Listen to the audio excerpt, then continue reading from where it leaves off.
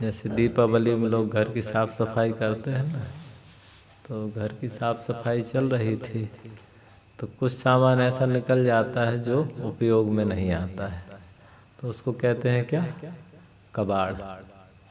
तो ऐसा कुछ कबाड़ निकल आया घर में से, तो घर वाले ने सोचा कि इसको बाहर कर दें, जैसे हर साल किया करते हैं। तो उनके घर में एक सितार था, वायलिन बजाने वाला, तो पड़ा हुआ था। उनके कोई रहे होंगे दादा बाबा जो बजाते रहे होंगे उसको, तो सोचा कि ये तो कोई काम की चीज़ नहीं, हर साल इधर से उधर रखना पड़ता है, इसको निकाल देते हैं। तो क्या किया, उसको वो दे दिए कबाड़ वाले को। अब कबाड़ वाला चीज़ों को बेच लेते हैं, तो वो सितार किसी गाने बजाने वाले ने ले लिया। तो क्या हुआ, काफी दिन के बाद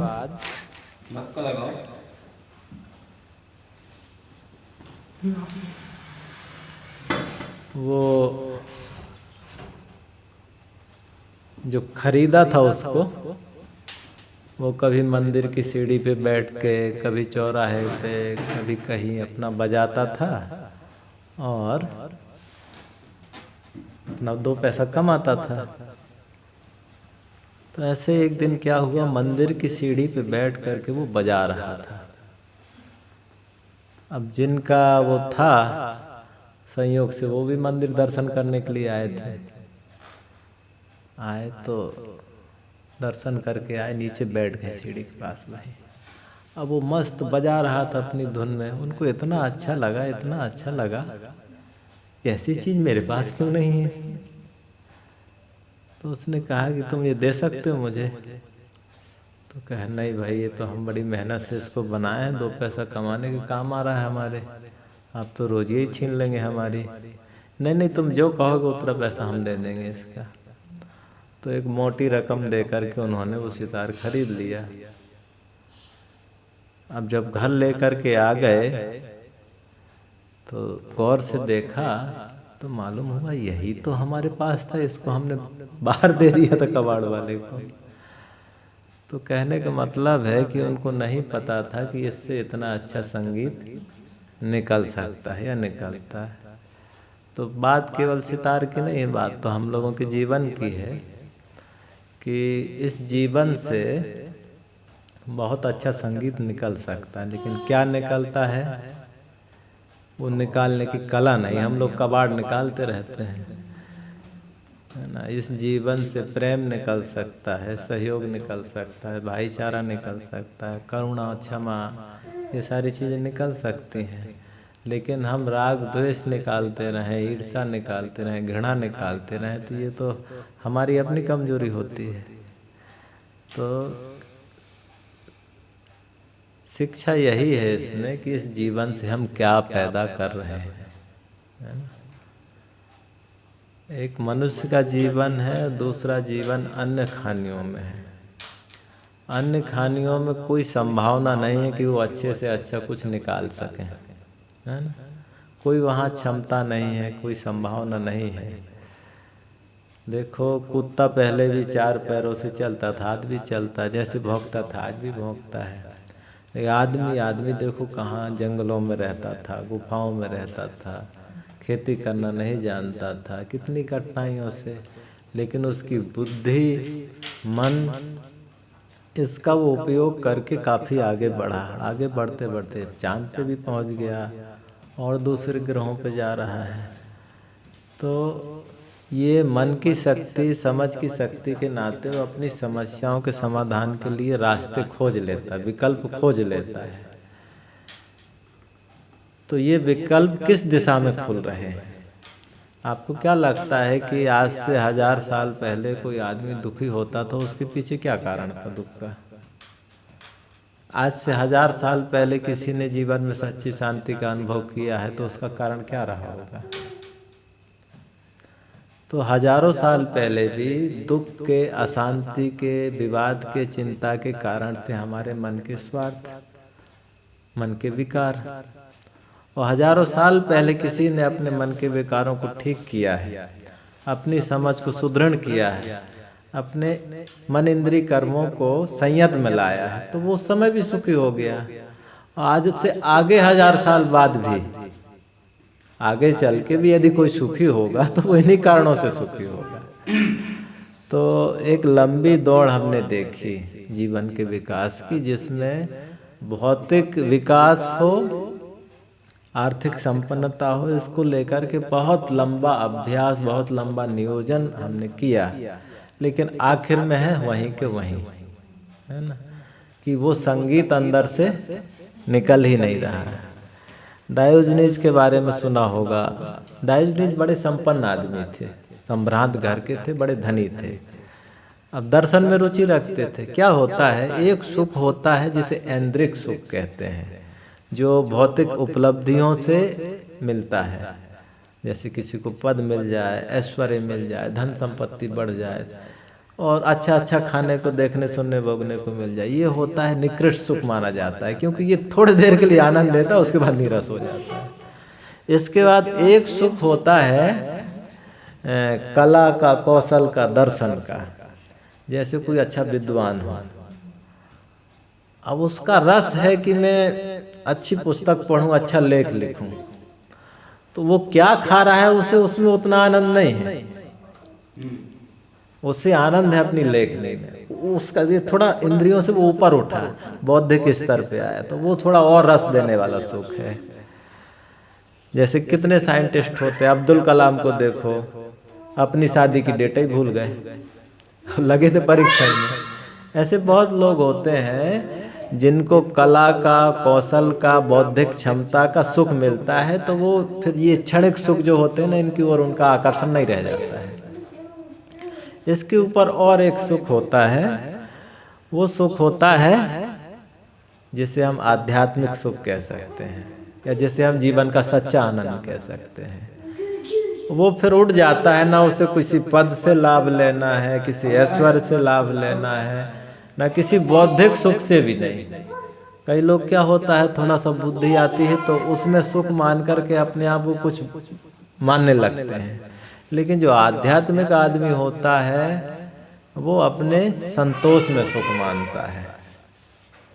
अब वो अध्यात्म का सुख कब मिलता है, जब हम भौतिक स्वार्थों से ऊपर उठ जाएं, मानसिक स्वार्थों से ऊपर उठ जाएं, और फिर असल में कहना चाहिए जो कबीर साहब कहे, चाहे गई चिंता मिटी मनुआ बेपरवाह, जिनको कुछ नहीं चाहिए सोई शांत, वो स्थिति आ जाए। जैसे डायोजनीज की मैं कह रहा था, तो सब कुछ छोड़ छाड़ के मस्त। अब दर्शन में रुचि थी, पढ़ते थे, अपने विचार देते थे, उनके दीवाने कुछ लोग आते थे सुनने के लिए, सुनाते थे। तो एक दिन क्या किया उन्होंने, सब कुछ छोड़ छाड़ के एक पानी का गिलास पकड़ा, एक जोड़ी कपड़ा उनके पास जो थे निकल गए, छोड़, सब संपत्ति छोड़ दिया, सब त्याग कर दिया।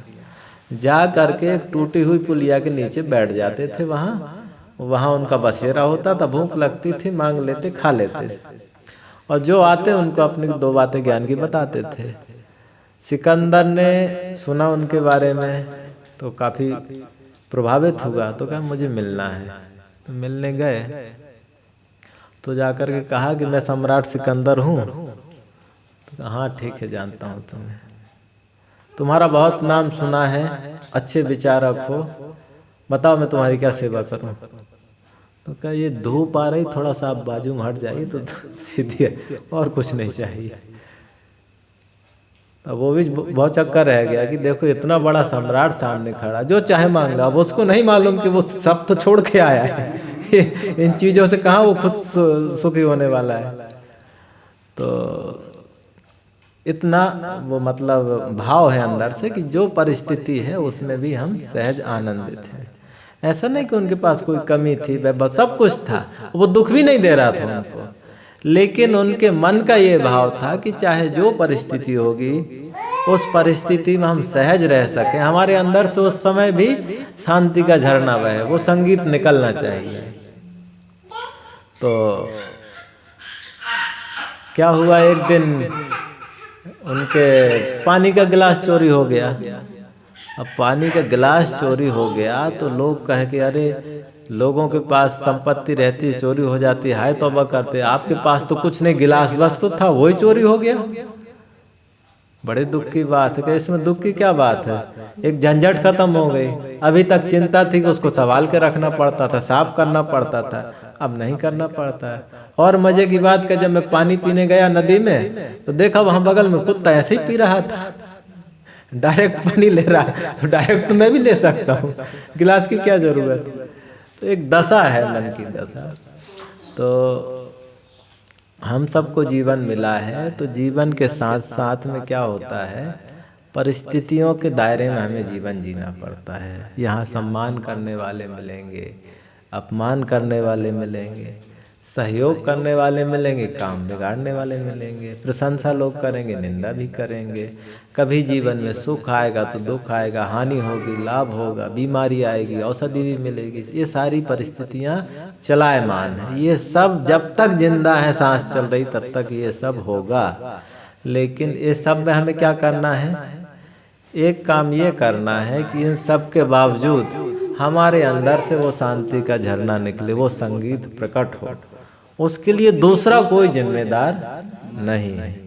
आप देखो कहानी में हम सुनते हैं कि बुद्ध ध्यान में बैठे थे, कि महावीर के बारे में, नहीं महावीर के बारे में, तो किसी आया वो चरवाहा अपने बैल छोड़ गया, कहे बाबा ये बैल देखना, हमारे आते हैं हम देखता है। अब उनको कहा पड़ी है कि बैल देखना है, क्या वो अपने बैठे थे मस्त दोनों पेड़ के नीचे। तो जब वो लौट करके आए, देखा बैल वहाँ नहीं है, तो बड़ा गुस्सा आया। अब शब्द भी किया, यहाँ तक कि नहीं माना, सुनता नहीं, ढोंग करता है, तो कांटे ला करके कान में चुभो दिए उनके अंदर से कोई प्रतिक्रिया नहीं निकली। मतलब जो प्रतिक्रिया निकली वो द्वेषात्मक नहीं थी, नकारात्मक नहीं थी, वो सह गए उस चीज को। परिस्थिति है ना, हमको कोई आधी बात बोल देता है, हम अंदर से आग बबूला हो जाते हैं, दुख मान लेते हैं, दुख क्रोधित हो जाते हैं। इसका मतलब क्या, हम उसको पैदा कर रहे हैं। आदमी दुखी क्यों होता है, आदमी दुख बाहर से आता उसके नाते दुखी नहीं होता, वो अंदर से जो पैदा करता है। जैसे किसी ने अपमान किया, अब आप उसके बदले में क्या पैदा कर रहे हैं, वो महत्व का है। यदि आप समझते कि ये तो शब्दों का झोंका है, ना समझ आदमी है, चलो जैसा भी है, उसके शब्द, उसके विचार, उसके ख्याल, उसको मुबारक, हम तो वैसे नहीं है ना। यदि हमारे अंदर कोई कमी है तो हम उसको सुधार करें। अच्छा, किस किस के मुंह को आप बंद करोगे, किस किस को आप अपने जैसा सोचने वाला बना लोगे, नहीं हो सकता ना। तो ये चीजें हैं चलायमान, जो हमेशा रहेंगी। बस काम यही करना है कि हमें खुद समझ लेना है बस। यदि हम अच्छे से ये समझ लें कि जीवन हमें दोबारा तो नहीं मिला है, सुख से जीने के लिए मिला है, तो हम इसमें ऐसा क्या करें कि हमें पश्चाताप ना हो, हमें किसी बात का दुख ना हो, किसी बात का अफसोस ना हो। तो बस बात वही है कि हम जो प्रतिक्रिया में पैदा करते हैं ना, उसको ठीक करना है बस। वो आदत बस निकलता है। कभी गलती होती है तो क्रोध क्यों आता है, इस पे ध्यान दिया है? अच्छा, कभी किसी को क्षमा करना पड़े तो उसकी कंडीशन क्या होगी? ऐसे रास्ता चलते किसी को क्षमा थोड़ी करेंगे। कोई परिस्थिति ऐसी बनी, कुछ काम बिगड़ा, कुछ हुआ, तभी तो आप उसको क्षमा याचना पे क्षमा दे सकते हैं। तो जब तक हम ये आत्म मंथन नहीं करते हैं कि हम अपने लिए क्या बना रहे हैं सोच करके, तब तक हम ना जाने ऐसे कितने दुख के घर बना चुके हैं और बनाते चले जाते हैं। तल पे तल बड़ी बड़ी बिल्डिंग बनाए जा रहे हैं, कामनाओं से, शिकायतों से, ईर्ष्या से, द्वेष से। वो सब भवन एक दिन भूचाल लेके आएंगे और उसी में दबाएंगे। ये होता है, बड़े बड़ों का होता है। एक बहुत अच्छे त्यागी पुरुष को हम जानते हैं, जब उनको पैसा चढ़ाया तो ऐसा लात मार दिए। अब फिर मंच पे जहाँ बैठना चाहिए, बिठाना चाहिए, तो वहां नहीं बिठा, तो छाती पीटने लगे। तो वो त्याग, वो किस काम का, आखिर वो त्यागी आप किस लिए बने हो? तो ये जीवन मिला है किस लिए? गुनगुनाने के लिए, है ना। इसमें गुनगुनाना नहीं है। शिकायत करने की आदत जो है बहुत बुरी आदत होती है। तो शिकायत छोड़ो, सिफारिश करना सीखो, है ना। और सुंदर मन वाले व्यक्ति बन के अपना विकास करें, है ना। बाकी संसार में कमियां कभी ख़त्म नहीं होने वाली हैं, है ना। हम अपनी दृष्टि को व्यापक करें। चलो एक उदाहरण और याद आ गया, बता देता हूँ। एक अंतरिक्ष यात्री था रूस का, उसका नाम था यूरी गागरिन, है ना। तो वो प्रथम अंतरिक्ष यात्रा पे जब निकला, धरती के ऊपर गया तो आसमान से धरती को देख रहा था। उसका पहला अनुभव क्या था? जब उसने ऊपर से देखा विशाल धरती को, गोलाकार नीली नीली, तो मन में आया देखो मेरी धरती है। बड़ा खुश था। जब अपनी यात्रा से वापस आया तो तमाम पत्रकार लोग उनका साक्षात्कार लेने पहुंच गए।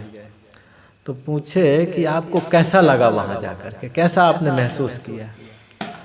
तो वो बताया कि जब मैं यहाँ था तो लगता था कि मेरा देश है, मेरा प्रदेश, मेरा गांव, मेरा शहर, अमेरिका दुश्मन है, फलाना देश दुश्मन है या मित्र है, ये भावना थी। लेकिन जब धीरे धीरे धीरे धीरे ऊपर चलता गया, देश की सीमाएं खत्म होती गई और अंत में जाकर मुझे ऐसा लगा ये मेरी धरती है, मतलब सारा भेद मिट गया, खत्म हो गया। तो वैसे जब हम व्यापक दृष्टि से सोचते हैं तो आत्मा में तो कुछ है नहीं ना, कि है सुख दुख हानि लाभ मेरा तेरा, वहाँ तो कुछ नहीं। हम हमेशा अपने स्वार्थों के लेवल पे सोचते हैं, अपने मतलब का सोचते हैं, इसलिए भेद दिखाई देता है, शिकायत पैदा होती है।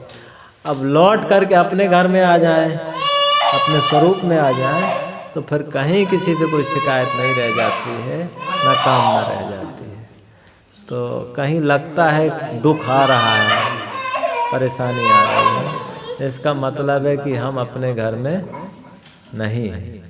तो अपने घर में गुरुजी कहते थे अपने लिए ऐसा घर बनाओ जिसमें जाकर के शांति से बैठ सको। तो अपना घर ये नहीं होता है, वो घर इधर है, वो अपनी आत्मा में लौट आना, वहाँ पहुँच जाओगे फिर कोई दुख नहीं लगेगा। तो इस बात से तो कभी घबराना भी नहीं है कि कोई निंदा करता है, कि अपमान करता है, सहयोग करता है, कि काम बिगाड़ता है। बस हमें अपना अच्छा समझ करके अच्छा रहना है, अच्छा पैदा करना है, अच्छा बांटना है, बस। बाकी दुनिया की नज़र चाहे जैसे, अपनी दृष्टि व्यापक हो और समझ बढ़िया बनाए, तो वही काम करने वाले ही आगे चल के। बाकी ये सब जब बाहरी व्यवहारिक काम बढ़ते हैं तो मन में तरह तरह के सवाल भी आते हैं कि हमने काहे ये प्रपंच उठा लिया, कभी हताशा भी होती। तो उस सब चीज़ में नहीं पड़ना है, ये संसार है। और ऐसा नहीं कि चलो अभी इससे छुट्टी मिल जाए तो भाग करके कहाँ जाएंगे, सब छोड़ के कहीं नहीं जा सकते ना। भाग के जहाँ जाएंगे वहाँ आदमी मिलेंगे, जगह मिलेगी। और रही बात तो तृष्णा अंदर से पैदा होना है, क्रोध अंदर से पैदा होना, लोभ अंदर से, बाहर थोड़ी आ रहा है। यही तो संसार है ना अंदर में।